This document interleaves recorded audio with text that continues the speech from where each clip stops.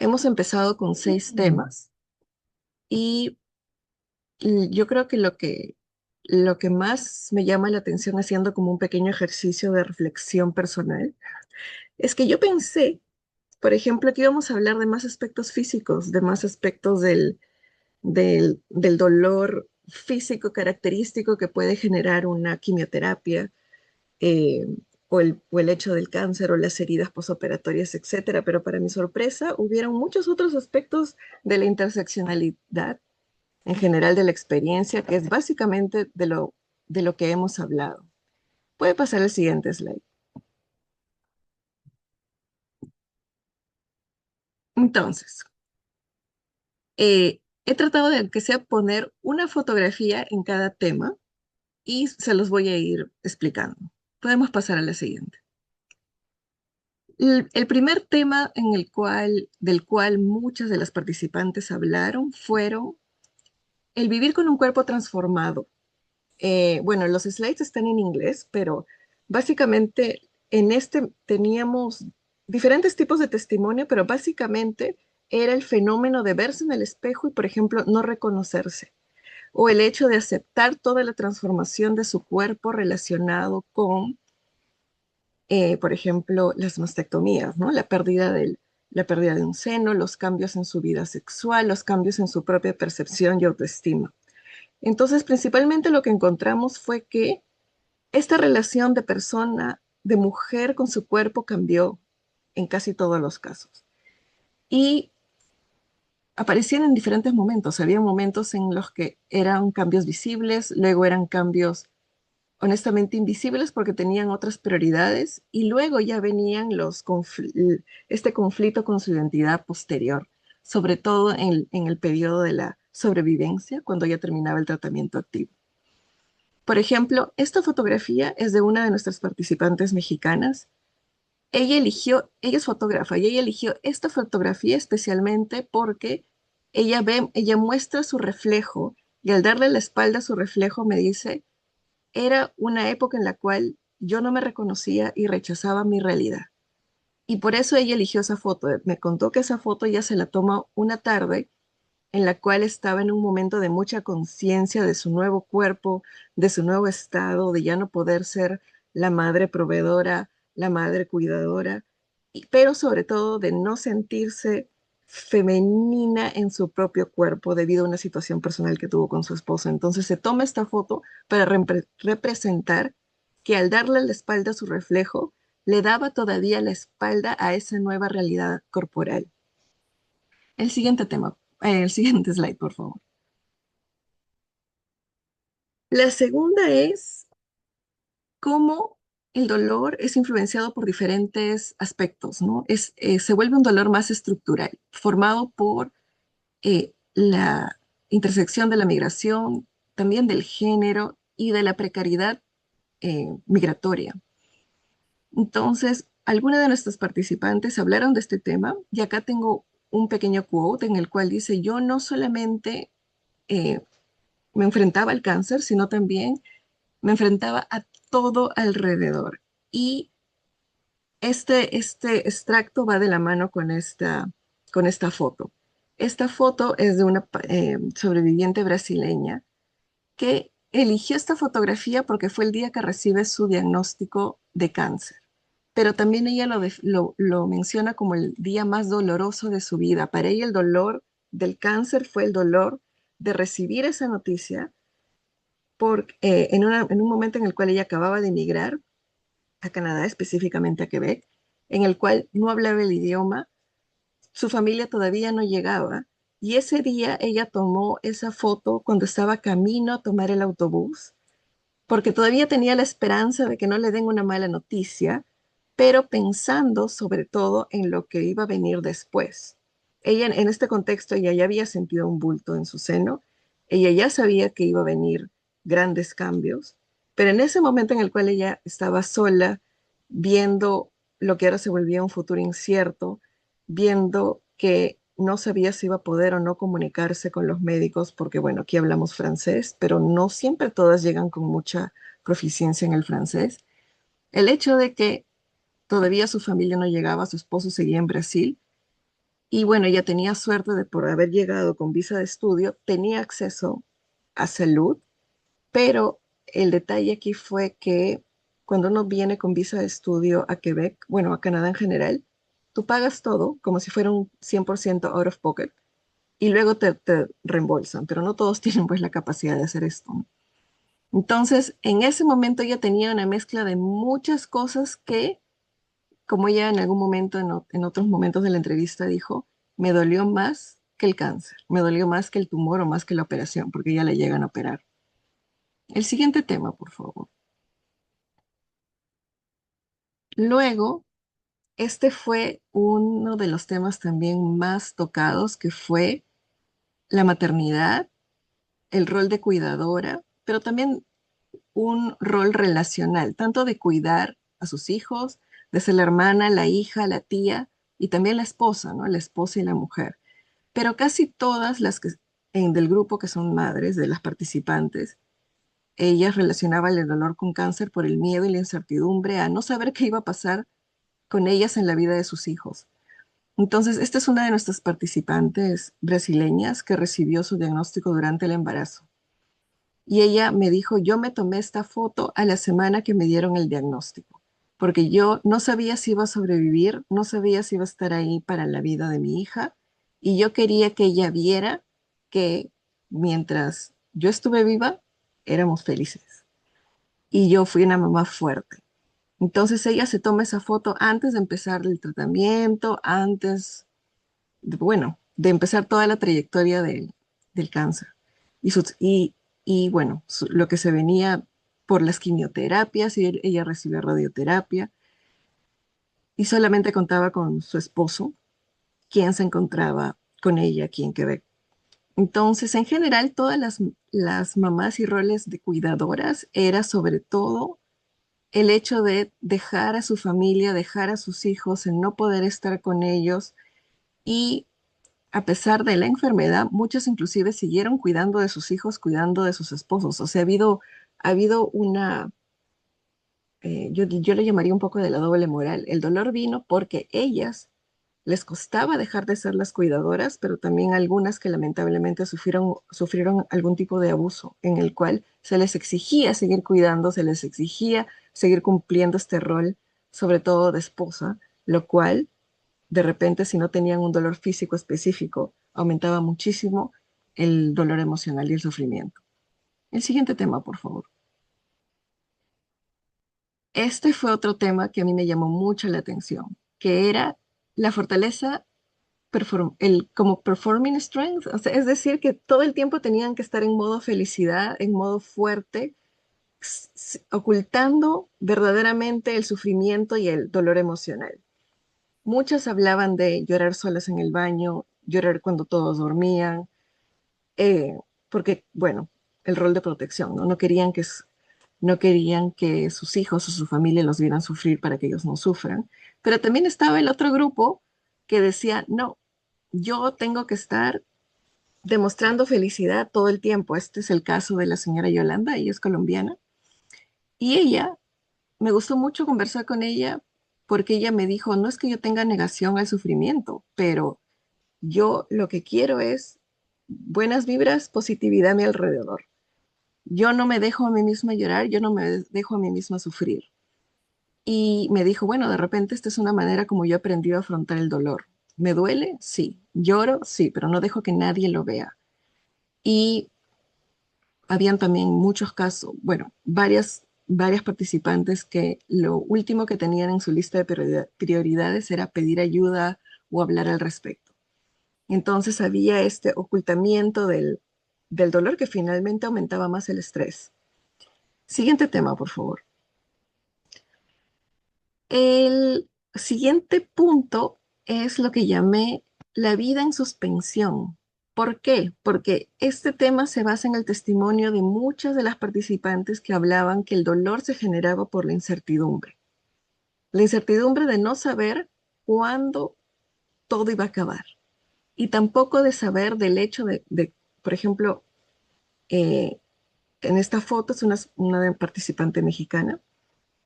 Ella me dijo, yo borré todas mis fotos. Yo te puedo compartir esta que es la única que tengo por ahí, en la cual ella me decía, en esta foto yo veo miedo, miedo porque no sé qué va a pasar, no sé si el cáncer regresa, no sé si necesite más quimioterapia, no sé si estaré aquí más tiempo, eh, no sé si alguna otra enfermedad va a venir después de.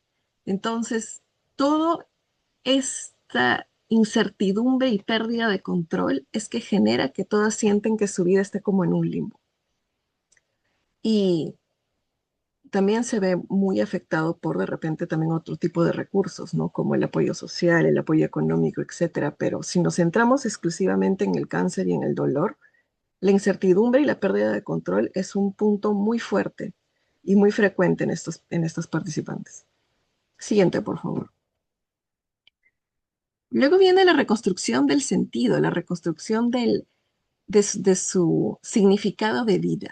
Y muchas han desarrollado diferentes estrategias o han sabido aprovechar diferentes recursos. Esta es una foto de una participante brasileña en la cual ella me dice, mis amigas y rodearme de mujeres que pasaban por lo mismo que yo, me ayudó y me ayudó muchísimo a pasar por todo este camino, que si bien fue dolorosa para todas, el hecho de estar acompañadas hizo que sea menos doloroso, que la carga sea menor. Otras recurrían al ejercicio, otras a las actividades comunitarias, otras a la iglesia, otras a su propia familia.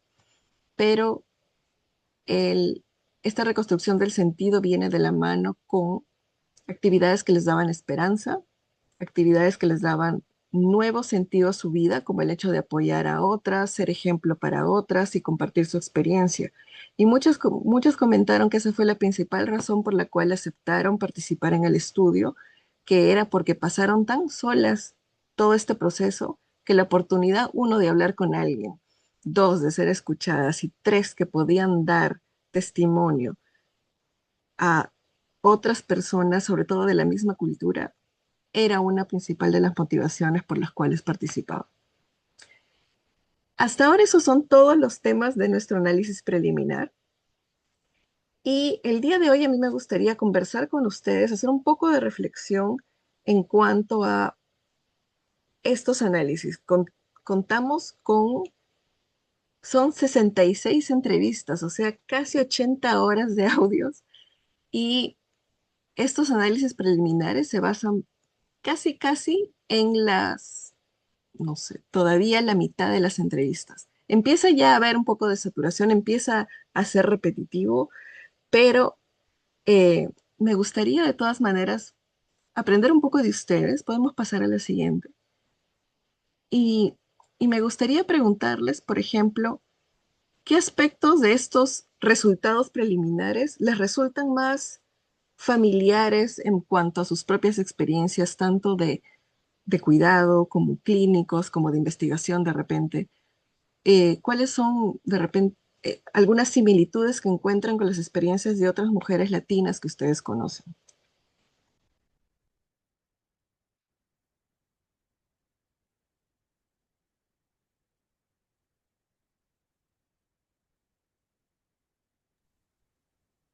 Doctora Natalia, creo que lo que más resaltó es eh, estás pasando por esta situación, pero todavía tienes sin número de identidades como madre, como lo que sea en tu familia, en la sociedad, y el sentirte como que todavía tienes que estar presente, pero a la misma vez cómo cuidarte a ti mismo, right? En este transcurso. Creo que lo veo no solo en esto, pero en otras áreas, especialmente cuando se trata de cuidarte a ti mismo. En la parte de salud, a veces Ujú, a veces puede que te llegue sentimientos de egoísmo oh, es que no, yo todavía tengo que, cuidar de los demás y tener que dejar eso al lado un poco y dejarte cuidar. Creo que es que me viene a lo que me resaltó. ujú. Y por ejemplo, sobre ese aspecto, eso es algo que lo conversé con muchas participantes. porque era como si tuvieran pensamientos encontrados, ¿sabes? Sé que tengo que cuidar de mí misma, pero estamos aquí solos, entonces si no lo hago yo, ¿quién lo va a hacer? Mis hijos son chiquitos, ¿quién los va a llevar al colegio? Mi esposo sale todo el día a trabajar. O en caso de participantes que en el camino pasaron por divorcios y separaciones, también era un momento en el cual muchos decían, si yo no soy fuerte, nadie va a ser fuerte por mí, por ejemplo, ¿no? Sí, Gloria. Hola, buenas tardes. Yo estoy conectada desde Winston-Salem en North Carolina y trabajo hace 10 años con Cancer Services. Soy la encargada de manejar el grupo de sobrevivientes hispanos. Y estoy totalmente de acuerdo contigo que uno de los aspectos que las mujeres más que todo se sienten muy agredidas es cuando pierden una parte de su cuerpo, en especial las sobrevivientes de cáncer de seno porque les cambia su aspecto físico y les afecta mucho su relación personal. He conocido de varios divorcios porque tristemente los hombres les dicen que si ella sin senos, pues que no le sirven.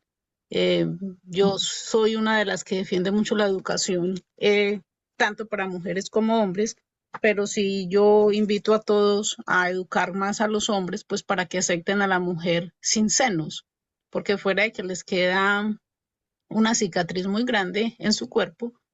También física, mentalmente, ellas quedan muy aporreadas al perder una parte de su cuerpo. Digo yo, no hay derecho para que un hombre no las valore porque no tienen un seno. O ese es como un aspecto muy importante para tener en cuenta en este proceso del cáncer, las marcas que le dejan en su cuerpo y psicológicos.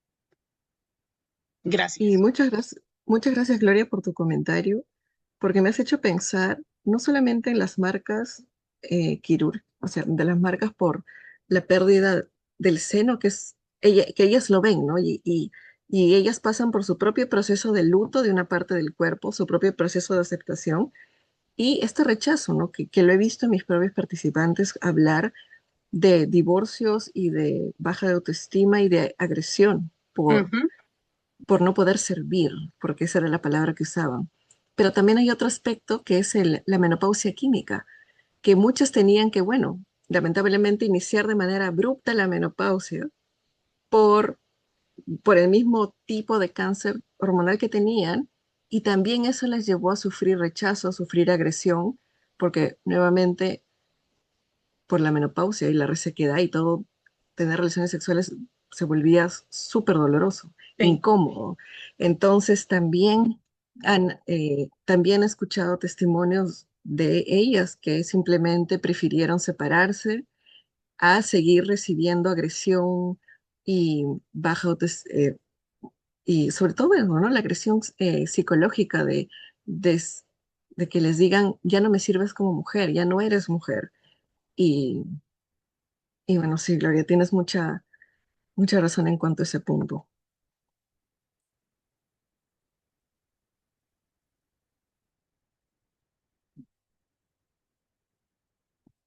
Ani, hay unos cuantos buenos comentarios en el chat.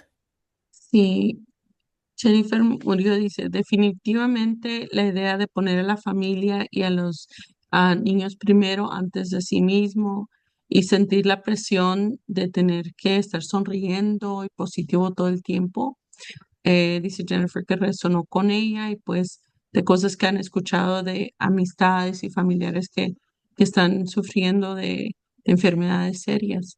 Jennifer, te invitamos, no sé si quieres elaborar algo más con ese comentario.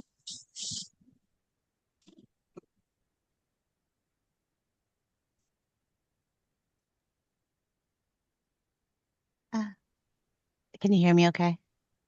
Sí, Oh, okay. Oh, and actually, I have a friend whose sister was recently diagnosed, I think, with breast cancer, but she is refusing to reveal it to anyone other than her sister. She doesn't want even her son to know or her father to know. She's hiding it from everyone, and I mean, so I mean, I feel like that's probably has something to do with trying to always be the strong one. Thank you. Yes, yes, and you're right, Jennifer. This aspect also of this forced positivity, like they are imposing to themselves the the fact that they cannot express their feelings, and somehow they normalize this. And when we were talking about the influence of the Latin American, not necessarily culture, but maybe social norms from our different countries, most of them also came to the fact that sometimes at home we learn not to focus on pain or to say, I don't know, we will talk about that later, or let's focus on something beautiful. And this can be also another thing that can be influencing the fact that they don't want to show like pain or suffering, no? Besides protecting others, besides trying to avoid more stress in their particular case of immigration and trying to look for jobs, trying to find a new normal in a new country, that was also very, very related. Yes.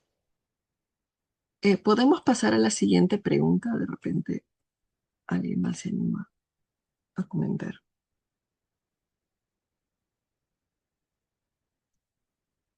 Luego, la siguiente pregunta que yo tenía es, después de escuchar lo que les he presentado, ¿hay alguna otra cosa importante dentro de algunas experiencias que ustedes hayan escuchado o compartido o vivido que les parece interesante que nosotros exploremos, o que de repente no salió en estas conversaciones, pero de repente en el contexto de North Carolina o Estados Unidos pasa? ¿Alguna idea?